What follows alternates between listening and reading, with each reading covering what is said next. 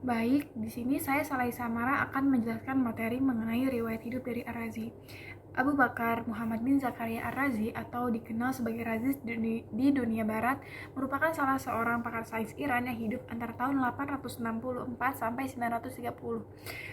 Beliau ini lahir di Rai, Teheran pada tahun 251 Hijriah atau 865 Masehi dan wafatnya itu pada tahun 313 Hijriah atau 925 Masehi.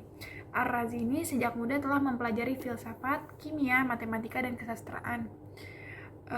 Tidak ada yang kita ketahui tentang beliau selain beliau adalah seorang praktisi kimia.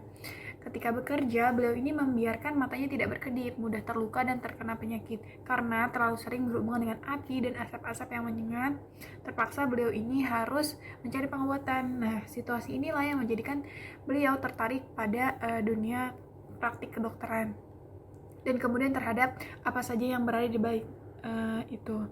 Lalu juga terhadap sesuatu yang karenanya beliau itu pernah dicemooh. Beliau mendapatkan kedudukan yang tinggi dalam hal keterampilan kedokteran. Para penguasa ini banyak yang memakai beliau dan mengundangnya, serta memberikan penghargaan yang tinggi kepadanya.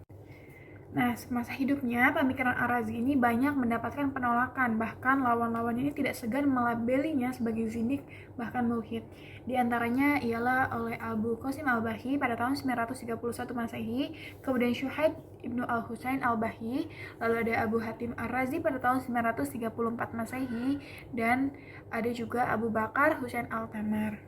Sebuah penilaian yang sama rendahnya juga terhadap kemampuan filsuf Ar-Razi juga muncul di masa setelahnya, yakni dari Ibnu Maimun atau Maimonides yang memberikan penilaian terhadap Ar-Razi ini sebagai hanya seorang ahli fisika, dalam arti di sini bahwa dia ini tidak pantas disebut sebagai filsuf.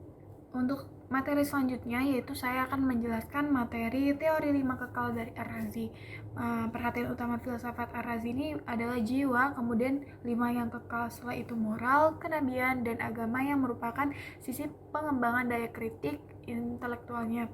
Prinsip 5 yang kekal ini atau 5 co-eternal principles atau al-mabdi, al-khadimah, al-khamsah, menurut Ar-Razi yang pertama itu ada sang pencipta, yang kedua jiwa universal, yang ketiga materi pertama, yang keempat tempat atau ruang absolut, dan yang kelima waktu absolut. Nah, untuk yang pertama yaitu Allah Ta'ala atau Sang Pencipta. Menurut Ar-Razi ini, Allah adalah Maha Pencipta yang mengatur seluruh alam ini. Alam diciptakan bukan dari ketiadaan, tetapi dari sesuatu yang memang sudah ada. Karenanya, alam semestinya tidak kekal. Sekalipun materi yang pertama Allah itu kan kekal, sebab penciptaan di sini dalam arti disusun dari bahan yang telah ada. Di sisi lain, jika Allah menciptakan alam dari ketiadaan, tentu Allah akan menciptakan segala sesuatu dari yang tidak ada. Namun kenyataannya penciptaan seperti itu adalah sesuatu hal yang tidak mungkin. Nah, untuk yang kedua yaitu jiwa universal. Untuk jiwa universal ini dijelaskan bahwa pada benda-benda alam terdapat daya hidup dan gerak, tetapi tanpa bentuk. Dalam hal ini jiwa adalah roh, zat yang halus seperti udara, sehingga sulit untuk diketahui karena ia tanpa bentuk dan rupa. Untuk yang ketiga yaitu materi pertama. Nah, materi pertama ini merupakan substansi yang kekal terdiri dari atom-atom. Setiap atom ini memiliki volume. Tanpa volume, pengumpulan atom-atom ini tidak bisa menjadi sesuatu yang berbentuk. Bila dunia ini dihancurkan, maka ia juga terpisah-pisah dalam bentuk atom-atom. Materi pertama ini sangat erat berkaitannya dengan jiwa universal atau roh. Roh ini dikuasai naluri untuk bersatu dengan materi pertama sehingga timbullah suatu bentuk yang dapat menerima fisik. Karena itulah Allah menciptakan alam semesta termasuk tubuh manusia agar bisa ditempati oleh ruh. Nah, untuk yang keempat yaitu tempat atau ruang absolut. Adanya materi kekal maka membutuhkan ruang yang sesuai untuknya. Nah, ruang yang ini dapat dibedakan menjadi dua. Yang pertama itu ada ruang partikular atau relatif. Nah, ruang ini terbatas dan terikat dengan wujud yang menempatinya. Yang kedua yaitu ruang universal atau mutlak. Ruang ini tidak terikat dengan segala sesuatu yang ada dan tidak terbatas. Dan yang kelima yaitu masa absolut. Masa atau waktu adalah sebuah substansi yang mengalir dan bersifat kekal. Ar-Razi ini membaginya menjadi dua bagian juga, yaitu yang pertama waktu mutlak.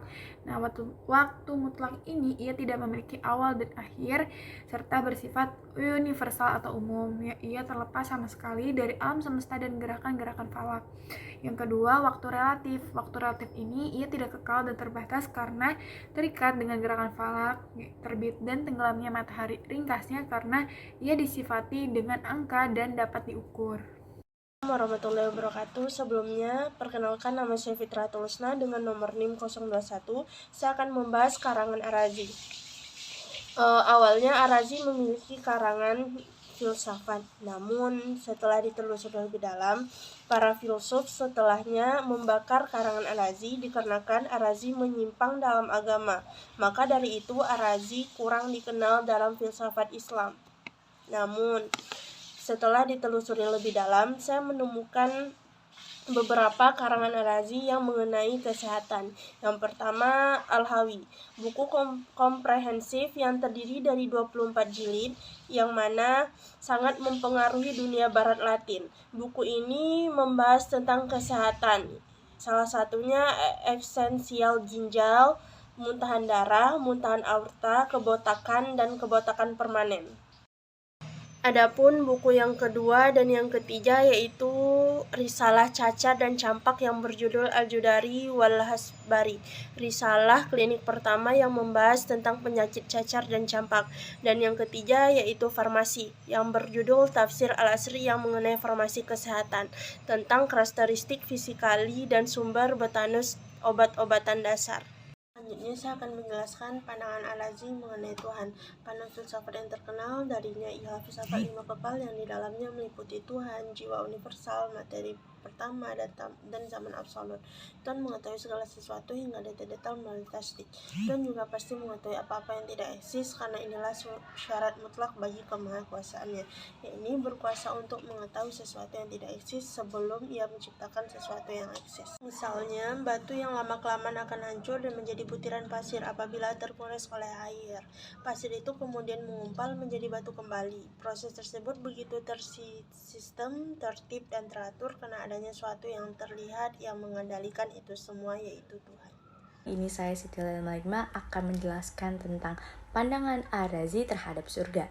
Ar-Razi berpendapat bahwa surga merupakan tempat atau ganjaran yang disediakan oleh Allah Subhanahu wa Ta'ala bagi hamba-hambanya yang beriman dan akan kekal selamanya.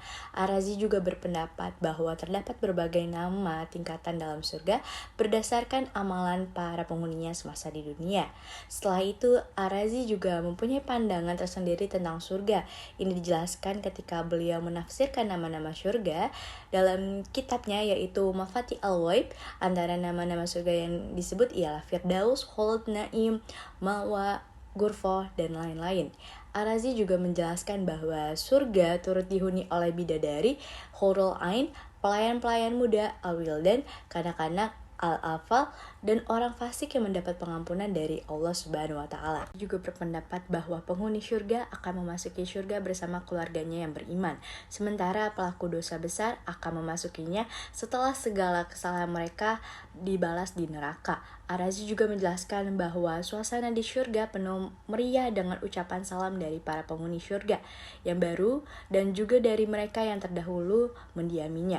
Mereka saling memberi salam di antara satu sama lain, serta mendapat ucapan salam sejahtera dari Allah Subhanahu wa Ta'ala dan para malaikat. Mereka juga kekal di dalamnya dan senantiasa mengecapi atau makan segala kenikmatan yang dijanjikan oleh Allah Subhanahu wa Ta'ala tanpa merasa letih dan lesu. Segala perasaan negatif seperti takut, hasad, dengki, cemburu, dan sebagainya tiada dalam diri penghuni syurga. Bahkan mereka hanya bersenang-senang di dalamnya semata-mata. Selanjutnya saya akan menjelaskan tentang penghargaan atas akal. Di sini kita bisa melihat mengapa Ar-Razi sangat menghargai akal. Kecerdasan memainkan banyak peran dalam kehidupan kita sehari-hari. Kecerdasan juga digunakan untuk memecahkan masalah, membuat rencana, dan mencapai tujuan. Oleh karena itu, akal tidak boleh diabaikan atau bahkan disalahgunakan. Bahkan dari tulisan-tulisan Ar-Razi sendiri yang berjudul Al-Tib Ar-Rohani, banyak yang mengatakan bahwa pengakuannya terhadap akal disertai dengan pengakuannya terhadap agama dan para nabi sebagai orang yang paling penting baginya untuk diteladani. Ia juga menyatakan bahwa tidak sepatutnya menakuti kematian karena agama yang benar telah menjanjikan kemenangan, ketenteraman, dan kenikmatan selamanya.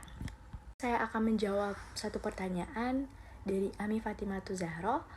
Dalam catatan Abu Hatim Ar-Razi, tokoh Syiah Imamiyah yang hidup semasa dengan Ar-Razi, ada pun 3 alasan yang dimaksud Ar-Razi kenapa Ar-Razi tidak meyakini Nabi. Yang pertama, akal sudah mencakup untuk membedakan antara yang baik dan buruk. Yang kedua, bermanfaat dan tidak. Dan yang terakhir, dapat mengatur dirinya dan mengetahui Tuhan. Justru di dalam karangannya yaitu Atin Ar-Rohani banyak memperoleh keterangan penghargaan terhadap akal dibarengi dengan penghargaan kepada agama dan para nabi sebagai manusia pertama. Bismillahirrahmanirrahim. Assalamualaikum warahmatullahi wabarakatuh. Nama saya Muhammad Rinaldi Rizahon 2 dengan NIM akhir 023. Di sini saya dari kelompok 5 yang membahas tentang pemikiran dari Al-Razi. Adapun pemikiran moral dari Al-Razi adalah tingkah laku mestilah berdasarkan petunjuk rasio. Manusia perlu mengetahui kekurangannya sehingga ia dapat meminta seorang teman yang berkemampuan menalar untuk mengatakan kepadanya tentang kekurangan yang dimaksud. Faktor jiwa menjadi salah satu dasar pengobatan Al-Razi. Menurutnya, terdapat hubungan erat antara tubuh dan jiwa. Misalnya, emosi jiwa tidak akan terjadi kecuali dengan melalui persepsi indrawi. Emosi jiwa yang berlebihan akan mempengaruhi keseimbangan tubuh, sehingga timbul keraguan dan melankolik. Demikian pula sifat hasut atau dengki akan dapat mendatangkan marah bahaya bagi manusia. Secara kejiwaan dan tubuh, kekhawatiran yang berlebihan juga dapat menyebabkan terjadinya halusinasi dan melankolik atau kelayuan diri. Sedangkan kebahagiaan adalah kembalinya apa yang telah tersingkir sesuatu yang berbahaya. Al-Razi mengutuk cinta sebagai sebuah keberlebihan dan ketundukan kepada hawa nafsu. Ia juga mengutuk keponggahan dan kelengahan karena hal yang menghalangi orang dari belajar lebih banyak dan bekerja lebih baik. Selanjutnya ada materi pemikiran Al-Razi tentang kenabian. Al-Razi menyanggah anggapan bahwa untuk keteraturan kehidupan manusia memerlukan nabi. Pandangan Al-Razi yang mengkultuskan kekuatan akal tersebut menjadikan ia tidak percaya dengan wahyu dan adanya nabi, sebagai diutarakannya dalam bukunya yaitu Naqdi al-Adyan Aufi al-Nubuwah, yang berarti kritik terhadap agama-agama atau terhadap kenabian. Menurutnya, para nabi tidak berhak mengklaim dirinya sebagai orang yang memiliki keistimewaan khusus, baik pikiran maupun rohani, karena semua orang itu adalah sama dan keadilan Tuhan serta hikmahnya mengharuskan tidak membedakannya antara seseorang dengan yang lainnya. Lebih lanjut dikatakannya tidaklah masuk akal bahwa Tuhan mengutus para nabi padahal mereka tidak luput dari banyak kekeliruan. Berkaitan dengan sanggahan terhadap wahyu dan nabi sebagai pembawa berita eskatologis atau alam akhirat seperti kematian, bagi Al-Razi kematian bukanlah suatu hal yang ditakuti, karena bila tubuh hancur maka ruh juga hancur. Al-Razi juga mengkritik kitab-kitab suci, baik Injil maupun Al-Quran. Ia mengkritik yang satu dengan menggunakan yang lain. Ia menolak mukjizat Al-Quran, baik segi isi maupun gaya bahasanya. Menurutnya, orang mungkin saja dapat menulis kitab yang lebih baik dengan gaya bahasa yang lebih indah. Kendati pun demikian, Al-Razi tidak berarti seorang ateis, karena ia masih tetap meyakini adanya Tuhan yang Maha Kuasa dan Maha Pencipta. Sebab itu lebih disebut sebagai seorang rasionalis murni. Tuduhan ateis terhadap Al-Razi sengaja didengung-dengungkan oleh lawan-lawannya yang tidak senang dengan popularitas yang dia capai. Adapun tentang pemikiran Al-Razi tentang 5 kekal tidak otomatis menjadi zindik, apalagi bila dinilai dengan Al-Quran. Tidak satu ayat pun yang secara qot'i bertentangan dengan pemikiran tersebut. Mungkin itu saja yang dapat saya sampaikan. Terima kasih. Wassalamualaikum warahmatullahi wabarakatuh. Mungkin selanjutnya saya akan menjawab atau menambahkan sedikit pertanyaan dari Ami Fatimatu Zahro. Pertanyaannya itu, pemakalah kan menjelaskan tentang penghargaan atas akal, bahwa pengakuan Ar-Razi terhadap akal disertai dengan pengakuan terhadap agama dan para nabi. Namun selanjutnya dijelaskan bahwa Ar-Razi ini tidak mengakui nabi dan manusia ini tidak membutuhkan nabi dalam beragama. Pertanyaan itu, yang benar yang mana sih? Dan apabila Ar-Razi ini tidak mengakui nabi, apa landasan yang membuat dia mempunyai pemikiran seperti itu? Mungkin saya akan menambahkan, untuk benar atau tidaknya itu hanya Allah yang tahu dan yang bisa menjawabnya. Namun jika melihat dan membaca buku yang saya kutip, Ar-Razi ini tidak mempercayai adanya wahyu dan nabi, dikarenakan pandangan yang mengkultuskan tentang akal. Menurutnya, para nabi tidak berhak mengklaim dirinya sebagai orang yang memiliki keistimewaan khusus, karena semua orang itu adalah sama dan tidak membeda-bedakan dengan orang lain. Ia juga mengatakan tidaklah masuk akal bahwa Tuhan mengutus para nabi, padahal mereka tidak luput dari banyak kekeliruan. Dan landasannya bisa dikaitkan dengan pandangannya tentang akal yang membuat Ar-Razi tidak mengakui adanya nabi dan wahyu yang diberikan. Mungkin itu saja jawaban dari saya. Kurang lebihnya mohon maaf. Terima kasih.